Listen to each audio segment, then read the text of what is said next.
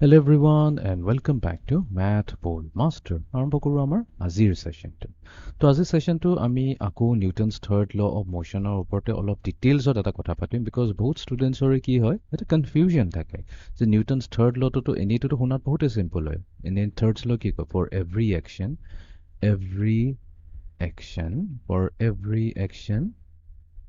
there is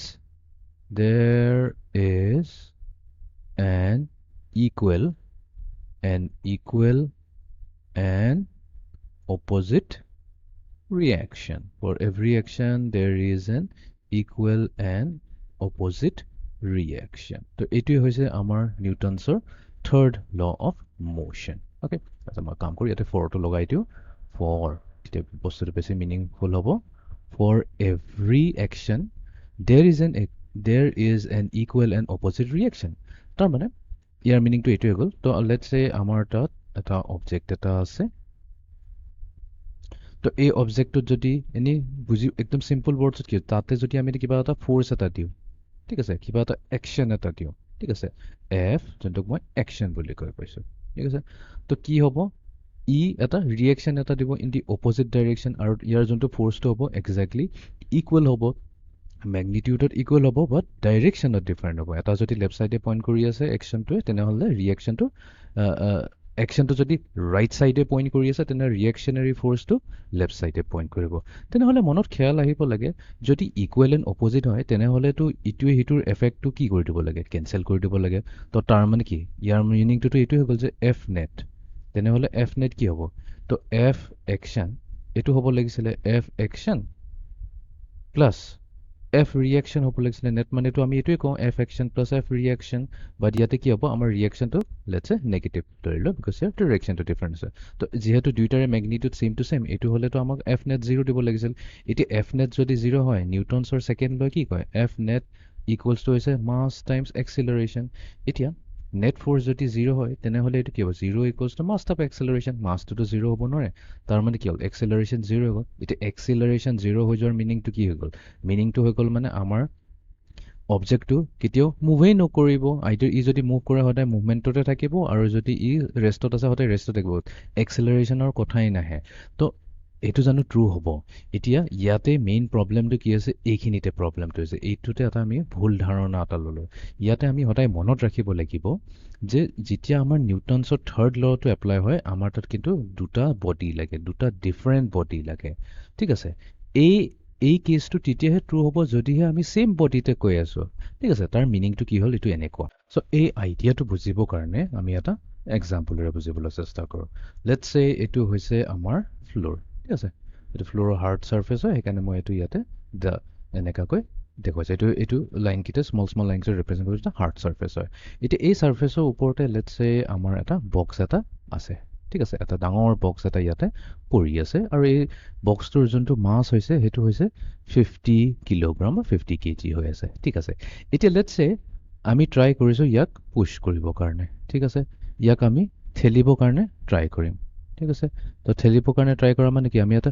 জোৰছে আমি ইয়াত এটা ফ'ৰ্চ এটা লগাম ঠিক আছে তো ইয়াতে এতিয়া কেয়াৰফুল থাকিব লাগিব এই যোনটো ফ'ৰ্চটো হৈছে য়েছ ডেফিনেটলি এইটো হৈছে আমাৰ এটা একশ্যন ফ'ৰ্চ এইটো আমি এটা একশ্যন দিছোঁ তো আমাৰ কোনে দিছে আমি যদি মানুহটোক বডি এ বুলি কৈ কওঁ এইটো এ বুলি কৈ কওঁ তেনেহ'লে একশ্যন হৈছে এফ এ দিছে এতিয়া এই যোনটো হ'ল এই যোনটো আমাৰ অবজেক্টটো হ'ল এইটোক আমি বি বুলি কৈ কওঁ তো ইয়াতে আমি এনেকৈ ক'ব লাগিব যে অবজেক্ট এটোৱে অবজেক্ট বিৰ ওপৰত এটা ফ'ৰ্চ লিখাইছে সেইটোৱে এফ এ বি বুলি কয় আৰু এইটো ডাইৰেকশ্যন কি হয় এইটোতো ভেক্টৰ হয় তো ভেক্টৰ মানে কি ইয়াৰ এটা ডাইৰেকশ্যন থাকিব এই একশ্যন ফ'ৰ্চটো আমি দিছোঁ কোনফালে একশ্যন ফ'ৰ্চটো দিছোঁ আমি ৰাইট ছাইডে এতিয়া নিউটনছৰ ছেকেণ্ড লৈ কয় যে যিহেতু এই মানুহজনে ইয়াৰ ওপৰত এটা ফ'ৰ্চ দিছে অফক'ৰ্ছ ইও এটা ৰিয়েকশ্যনাৰী ফ'ৰ্চ দিব লাগিব বিকজ দেৰ is N equal and opposite force তো এতিয়া এই অবজেক্টটোৱে কি কৰিব এই মানুহটোৰ ওপৰত এটা ফ'ৰ্চ দিব ক'ত লেফ্ট ছাইডে আৰু এইটোৱে হৈ যাব আমাৰ কি ৰিয়েকশ্যন এতিয়া ৰিয়েকশ্যন ফ'ৰ্চটো কেয়াৰফুল থাকিব লাগিব এতিয়া এই ফ'ৰ্চটো কোনে দিছে এই ফ'ৰ্চটোৱে একচুৱেলি এ দিয়া নাই এই ফ'ৰ্চটোৱে বি এহে দিছে কাৰ ওপৰত দিছে এৰ ওপৰত দিছে ঠিক আছে তো সেইকাৰণে আমি ক'লোঁ যে এফ এ বি যোনটো মেগনিটিউড হ'ব ইয়াৰ যোনটো মেগনিটিউড হ'ব মেগনিটিউড আমি কি কৰোঁ জেনেৰেলি দুটা লাইনৰ ভিতৰত লিখোঁ তেতিয়া ইয়াৰ মিনিংটো হৈছে যে ইয়াৰ মেগনিটিউড হ'ব এইটো এক্সেক্টলি ইকুৱেলছ টু কি হ'ব force applied by B on object A ইয়াৰ মেগনিটিউডৰ ইকুৱেল হ'ব ঠিক আছে এই দুটাহে হৈছে ইকুৱেল ফ'ৰ্চ ঠিক আছে এতিয়া ইয়াতে কেঞ্চেল আউটৰ কথা নাহে ইয়াতে কেঞ্চেল আউটৰ কথা কেলে নাহে কেঞ্চেল আউটৰ কথা এই কাৰণে নাহে বিকজ এই দুটা কমপ্লিটলি ডিফাৰেণ্ট ফ'ৰ্চ হয় এটা একশ্যন ফ'ৰ্চটো হৈছে মানুহটোৱে দিছে অবজেক্টটোৰ ওপৰত আৰু ৰিয়েকশ্যন ফ'ৰ্চটো হৈছে অবজেক্টটো দিছে মানুহৰ ওপৰত তো দুইটাৰেতো ডিফাৰেণ্ট বডিত ফ'ৰ্চ লাগি আছে তো সেইকাৰণে ইয়াতে আমি সদায় কেয়াৰফুল থাকিব লাগিব যে ইয়াতে এক্সেলাৰেশ্যন জিৰ' হৈ নাযায় বিকজ ইয়াতে কমপ্লিটলি দুটা ডিফাৰেণ্ট বডিৰ ওপৰত ফ'ৰ্চটো লাগিছে সেইকাৰণে নিউটনছৰ থাৰ্ড ল অফ মোশ্যনটো ফ'ৰ্চ সদায় ইয়াতে যেতিয়া আমি এপ্লাই কৰোঁ নিউটনছৰ থাৰ্ড ল অফ মোশ্যনটো আমাক ফ'ৰ্চ পেয়াৰ লাগে ইয়াতে ফ'ৰ্চ পেয়াৰ বুলি পেয়াৰ মানে কি দুটা আছে পেয়াৰ মানেতো এটা যোৰা দুটা থাকে তো এটা আমাৰ একশ্যন ফ'ৰ্চ হ'ব এইটো যোনটো মানুহটোৱে লগাইছে অবজেক্ট এ লগাইছে আৰু যোনটো ৰিয়েকশ্যন হ'ব সেইটো অবজেক্টটোৱে লগাব মানুহটোৰ ওপৰত সেইটো বি হৈ যাব সেইকাৰণে আমাৰ নিউটনছৰ থাৰ্ড ল এপ্লাই কৰিলে এইটো সদায় মনত ৰাখিবা যে আমাক দুটা বডি লাগিবই লাগিব ছিংগল বডিত আমি সেইটো কথা নেপাতো চ' ইয়াতে আমি এটা বহুতে ইম্পৰ্টেণ্ট আইডিয়া এটা গম পালোঁ যে ফ'ৰ্চ যদি অবজেক্ট এ দি আছে অবজেক্ট বিত তেনেহ'লে ইয়াৰ যদি এইটো একশ্যন ফ'ৰ্চ বুলিকৈ কওঁ তেনেহ'লে ইয়াৰ ৰিয়েকশ্যন ফ'ৰ্চটো কি হ'ব চিম্পলি মাইনাছ চাইন এটা দিলে হ'ল মাইনাছ চাইন দি পেলাই ইকুৱেলৰ পিছত মাইনাছ চাইন দি পেলাই কওঁ force exerted by object B on A আমি কি কৰিলোঁ চিম্পলি এই লেটাৰকেইটাক ফ্লিপ কৰি দিলোঁ ঠিক আছে এই লেটাৰটোক ফ্লিপ কৰি পেলাই ইয়াতে বি এ লিখিলোঁ তো এইটোৱে হৈ যাব ইয়াৰ পাৰ্টনাৰ ফ'ৰ্চ বা যোনটো ৰিয়েকশ্যনাৰী ফ'ৰ্চ যদি এইটোক আমি একশ্যন বুলি কওঁ তেনেহ'লে এইটো ৰিয়েকশ্যন হৈ যাব তো এইটোৱে হৈছে আমাৰ নিউটনছৰ থাৰ্ড ল অফ মোশ্যন যেতিয়া আমি নিউমেৰিকেল কৰিম তেতিয়া বস্তুটো ক্লিয়াৰ হৈছে আৰু এনেকুৱা ধৰণৰ আমি প্ৰেক্টিছ প্ৰব্লেম অলৰেডি ছল্ভ কৰিয়ে থৈছিলোঁ তো এনেকুৱা বহুত ধৰণৰ এক্সাম্পল আছিলে তো এটা চবতকৈ ভাল এক্সাম্পল যোনটো আমি কৰিছিলোঁ মোৰ মতে এটা ভাল এক্সাম্পল হয় তো লেটছে এটা আমাৰ ইয়াতে এটা চিলিং আছে চিলিঙৰ পৰা কি হৈ আছে এটা ৰছী এটা এনেকৈ ওলমি আছে এতিয়া এটা কি কৰিছে বান্দৰ এটাই এই ৰছীটোক টানিছে ঠিক আছে এই বান্দৰটোৱে ৰছীটোক টানিছে তো ৰছীটোক যদি তলৰ ফালে টানে তেনেহ'লে এইটো আমি ক'ম যে force applied by monkey on the rope ঠিক আছে force applied by monkey on the rope এইটো হৈছে আমাৰ একশ্যন ফ'ৰ্চ তেনেহ'লে আমি জানো ইয়াৰ ৰিয়েকশ্যনাৰী ফ'ৰ্চটো কি হ'ব ৰিয়েকশ্যনাৰী ফ'ৰ্চটো ওপৰ ফালে যাব তাৰমানে ৰোপটোৱে টানিব বান্দৰটোক ওপৰলৈ সেইকাৰণে সি ওপৰলৈ যাব পাৰিছে তো এইটো কেনেকৈ কৰিম এইটো ক'ম যে আমাৰ force applied by the rope on the monkey তো ৰোপৰ পৰা মাংকি আমি কি কৈছোঁ বাছ এম আৰটো আৰ এম কৰি দিলোঁ এইটো হৈ গ'ল আৰু এইটো কি হ'ব আমাৰ মাইনাছ থাকিব ফ্ৰণ্টত তো এইটোৱে হৈ যাব ইয়াৰ ফ'ৰ্চ পেয়াৰটো অ'কে তো এই আইডিয়াটো যদি ক্লিয়াৰ হৈছে তেনেহ'লে মই এটা এক্সাম্পল এটা লওঁ অ'কে তো এক্সাম্পলটো ভেৰি চিম্পল এক্সাম্পল তো এইটো হৈ গৈছে আমাৰ ছাপ'জ ফ্ল'ৰ এইটো হৈ গৈছে আমাৰ ফ্ল'ৰ এতিয়া এই ফ্ল'ৰত এটা ডাঙৰ বক্স এটা বহি আছে যোনটো আমি এই 50 kg বক্সটো লৈছোঁ এই 50 kg বক্সটোৱে লওঁ এই 50 kg বক্সটো আমাৰ ফ্ল'ৰত এনেকুৱা বহি আছে এইটো হৈ গৈছে আমাৰ 50 কিলোগ্ৰাম বক্স এতিয়া এটা বস্তুটো আমি জানো যিহেতু এই বক্সটো বহুতে ভাৰী বক্স ইয়াতে বহি আছে তো তাৰমানে কি হ'ল এটা ফ'ৰ্চ আহিব যোনটোক আমি গ্ৰেভিটেশ্যনেল ফ'ৰ্চ বুলি কওঁ গ্ৰেভিটেশ্যনেল ফ'ৰ্চ মানে কি এই অবজেক্টটোক আৰ্থে টানিছে বিকজ এইটোতো একচুৱেলি ফ্ল'ৰৰ তলৰ মানে কি এইখিনিতো আমাৰ আৰ্থে হৈ গ'ল এইটো হৈ গ'ল আমাৰ আৰ্থ এতিয়া আমি জানো ইয়াতে যদি এটা ফ'ৰ্চ দিছে তেনেহ'লে এটা আমাৰ ফ'ৰ্চ এটা ওপৰ ফালেও থাকিব যোনটোক আমি নৰ্মেল ফ'ৰ্চ বুলি কওঁ এফ নৰ্মেল বুলি কওঁ এইটো হৈছে F equals to M G এইটোক এম জি বুলি কওঁ আৰু এইটো হৈ গৈছে এফ এম এতিয়া মই কুৱেশ্যনটো সুধিছোঁ যে এই দুটা ফ'ৰ্চ এই দুটা অপজিট আছে অপজিট ডাইৰেকশ্যনত আছে আৰু এইটো সেইটোক বেলেঞ্চো কৰি আছে তো এইটো কি হ'ল এইটো জানো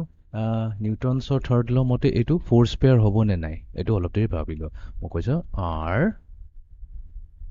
F N and M G to force pairs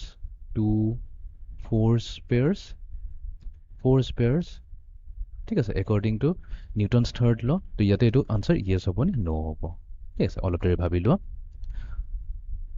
এই দুটা কিন্তু আমাৰ নিউটনছৰ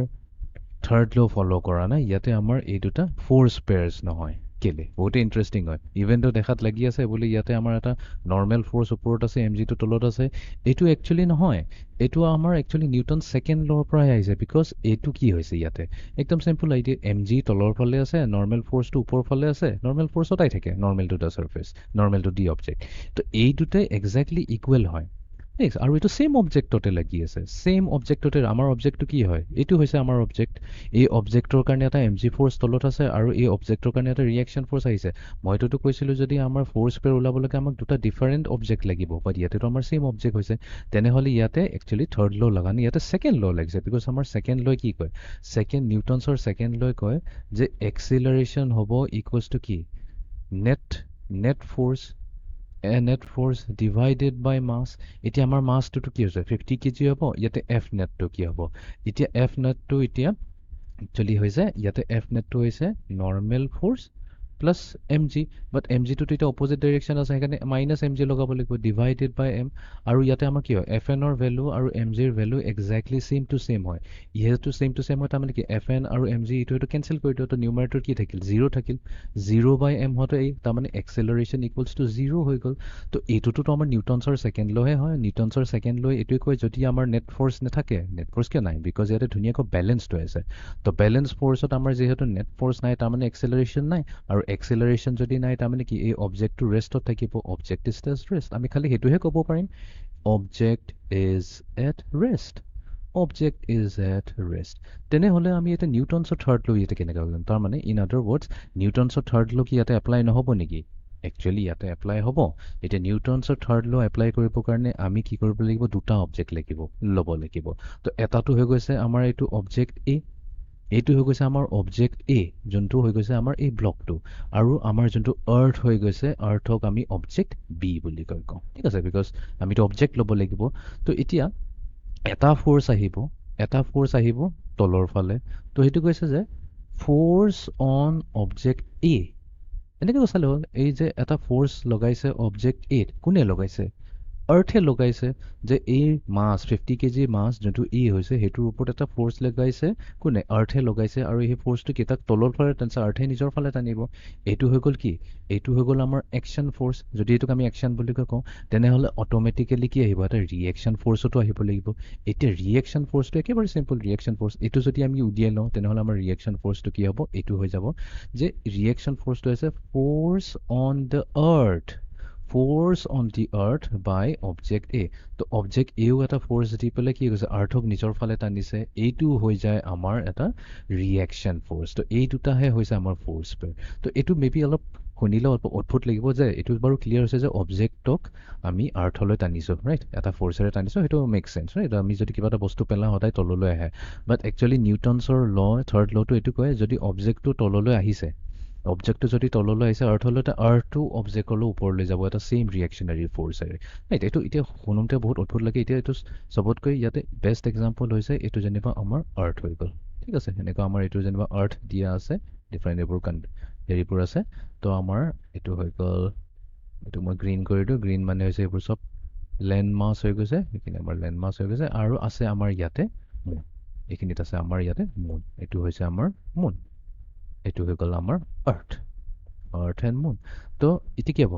আৰ্থে মুনক এটা ফ'ৰ্চ দিব, এইটো আমি ক'ব force on the moon. Force এইটো একচুৱেলি এইটো হৈছে force on earth by the moon. এই ফ'ৰ্চটো আৰ্থত যোনটো ফ'ৰ্চ লগাইছে, মুনে লগাইছে, সেইকাৰণে মুনৰ ফাললৈ গৈ আছে। আৰু মুনেও এটা ৰিয়েকশ্যনেৰী ফ'ৰ্চটো কি হ'ব, ফ'ৰ্চ অন দ্য, এইটো জাষ্ট উল্টা কৰিলে, moon by the earth, force on the moon by the earth. এইটো নিউটনছৰ থাৰ্ড ল' এইটো কয় যে এই একশ্যনৰ কাৰণে এটা ৰিয়েকশ্যন হ'ব, আৰু দুয়োটাৰে যোনটো মেগনিটিউড হ'ব ছেইম টু ছেইম হ'ব, সদায় ছেইম টু ছেইম হ'ব। বাট ইয়াতে মেবি বহুতৰে কনফিউজন হ'ব লাগে, যদি ছেইম টু ছেইম ফ'ৰ্চত আছে, যে আমি তেনেহ'লে মুনটো আৰ্থৰ ওপৰত কিয় পৰি নাযায়, বা আৰ্থটো মুনৰ ফালে কিয় গৈছে যায়। একচুৱেলি ইয়াতে আমি এইটো মনত ৰাখিব লাগিব যে আমাৰ এক্সিলাৰেশ্যন এণ্ড ডিপেণ্ড ক'ত কৰে, এক্সিলাৰেশ্যন ডিপেণ্ড কৰে ফ'ৰ্চত, নেট ফ'ৰ্চত ডিপেণ্ড কৰে, আৰু মাছত ডিপেণ্ড কৰে। এতিয়া আৰ্থৰ মাছ এক্সট্ৰিমলি হাই হয়, আমি জানো মুনৰ কম্পেৰিজনতকৈ আৰ্থৰ মাছটো বহুত হাই। যদি মাছ বহুত হৈ যায়, এক্সেলাৰেশ্যন বহুত কম হয়। তো সেইকাৰণে একচুৱেলি আমি দেখা পাওঁ যে মুনটো আৰ্থৰ ফালে আহিছে, একচুৱেলি ডাইৰেক্ট পৰি নাযায়। এইটো আমি আৰু ডিটেইলছত গ্ৰেভিটেশ্যন যেতিয়া পঢ়িম ক্লিয়াৰ হৈ যাব। তো মুনটো সদায় আৰ্থলৈ পঢ়ি থাকে, তো এই পৰি থকাৰ অৱস্থাত কি হৈ যায়, এটা ইয়াতে চাৰ্কুলাৰ মোশ্যন এটা হৈ যায়। ঠিক আছে, সেইটো অলপ কনফিউজন হ'ব পাৰে এতিয়া ৰাইট নাও, বাট একচুৱেলি এই চাৰ্কুলাৰ মোশ্যনটা মিনিং হৈছে মুনটো একচুৱেলি আৰ্থত সদায় পৰিয়ে আছে, পৰিয়ে আছে। ঠিক আছে, এটা এক্সিলাৰেশ্যন এটা হৈছে, দুইটাৰে কিন্তু এক্সিলাৰেশ্যন কমপ্লিটলি ডিফাৰেণ্ট। এইটো হৈ গৈছে আমাৰ আৰ্থৰ এক্সিলাৰেশ্যন। আৰু যদি আমি মুনৰ কেছত চাওঁ, তেনেহ'লে মুনৰ এক্সিলাৰেশ্যন কি হ'ব, এই ফ'ৰ্চ ছেইম ফ'ৰ্চটো যোনটো লৈছোঁ ডিভাইডেড বাই মাছ এম বাট এতিয়া মুনৰ মাছটো কম থকাৰ কাৰণে ইয়াৰ এক্সেলাৰেশ্যন বেলেগ হ'ব তো সেইকাৰণে আমাৰ মুন আৰু আৰ্থৰ কমপ্লিটলি ডিফাৰেণ্ট এক্সেলাৰেশ্যন হয় সেইকাৰণে আমাৰ এনেকুৱা ফিল নহয় যে আৰ্থটো মুনৰ চাৰিওফালে ঘূৰি আছে বাট একচুৱেলি মুনটোহে ঘূৰি আছে কেনেকৈ বিকজ দুইটাৰে এক্সেলাৰেশ্যন কমপ্লিটলি ডিফাৰেণ্ট সেইকাৰণে ইয়াতে আমি কি ক'লোঁ যে এটা ৰিয়েকশ্যন ফ'ৰ্চ কি হৈছে যদি আমাক এই ব্লকটোৱে যদি আৰ্থৰলৈ গৈ আছে তাৰমানে কি হৈছে ফ'ৰ্চ অন দ্য ব্লক এ এই ব্লক এত এটা ফ'ৰ্চ লগাইছে কোনে আৰ্থে লগাইছে বি তো তাৰ ৰিয়েকশ্যন ফ'ৰ্চৰ ছেইম এমাউণ্ট অফ ফ'ৰ্চ এটা কোনে লগাব ব্লক বি এ লগাব বাই আৰ্থ ঠিক আছে তো আৰ্থৰ ওপৰতো এটা ফ'ৰ্চ লাগিব কাৰ কাৰণে এই ব্লক এৰ কাৰণে তো এইটোহে হৈ গ'ল আমাৰ পেৰ এইটো কিন্তু এতিয়া কেঞ্চেল নহয় কেলে কেঞ্চেল নহয় বিকজ এইটো এতিয়া হৈ গৈছে এটা ফ'ৰ্চ পেৰ এফ বি আৰু এফ এ পি এই দুটা হৈছে কি ফ'ৰ্চ পেৰ হৈছে আৰু এই দুটা ফ'ৰ্চ পেয়াৰৰ এটা বহুত ইণ্টাৰেষ্টিং ফেক্টৰটো এইটো সদায় এক্সিষ্ট কৰিব ঠিক আছে আৰু সদায় ইহঁতে অপজিট এণ্ড ইকুৱেল থাকিব এক্সিষ্ট কৰাৰ মিনিংটো এইটোৱে হৈ গ'ল যে এই ব্লক অফ মাছটোতো এইটো কেছত ৰেষ্টত আছে বাট ৰেষ্টত নাথাকি পেলাই যদি ই মুভ কৰি থাকে ষ্টিল এই ফ'ৰ্চ পেয়াৰটো থাকিবই থাকিব ঠিক আছে ই যদি এক্সেলাৰেশ্যন হৈ আছে বা ই ক'ৰবাত ৱালত গৈ খুন্দা মাৰিছে মোশ্যনত আছে ডাজ নট মেটাৰ এই force pair F B A আৰু এফ এ পি এইটো সদায় থাকিবই থাকিব এইটো সদায় এক্সিষ্ট কৰিব চ' এতিয়া নেক্সট কুৱেশ্যনটো সুধোঁ এতিয়া কি ইয়াতে এটাই ফ'ৰ্চ পেয়াৰ আছে নেকি এটা যোনটো হৈছে আমাৰ আৰ্থ আৰু বক্সৰ মাজত হ'ল ন ইয়াতে আৰু এটা ফ'ৰ্চ পেয়াৰ আছে বিকজ এই যিহেতু আমাৰ যোনটো এই ব্লকটো ফ্ল'ৰত আছে তো ফ্ল'ৰেটো ইয়াৰ ওপৰত এটা ফ'ৰ্চ দিছে তো আমি ক'ব পাৰোঁ যে এটা ফ'ৰ্চ কি দিছে ফ্ল'ৰে দিছে কাৰ ওপৰত এই বক্সটোৰ ওপৰত ফ'ৰ্চ অন দ্য ফ'ৰ্চ এইটো একচুৱেলি এনেকুৱাকৈ নহয় বস্তুটো অলপ লিখোঁতে কেয়াৰফুলি লিখিব লাগিব এটা হৈছে আমাৰ এইটো ফ'ৰ্চ অন দ্য ফ্ল'ৰ বাই কাৰ এইটোৱে এই অবজেক্টটো দিছে ফ্ল'ৰত এটা দিছে সেইকাৰণে তলৰ ফালে আহিছে তেনেহ'লে ইয়াৰ অপজিটটো কি হ'ব আকৌ force on object A by the floor তো ফ্ল'ৰেটো অবজেক্টটো ওপৰ ফাললৈ ঠেলিব চেষ্টা কৰিব এইটো ৰিয়েকশ্যনেৰী ফ'ৰ্চ হ'ব এটা ফ'ৰ্চ যদি অবজেক্টে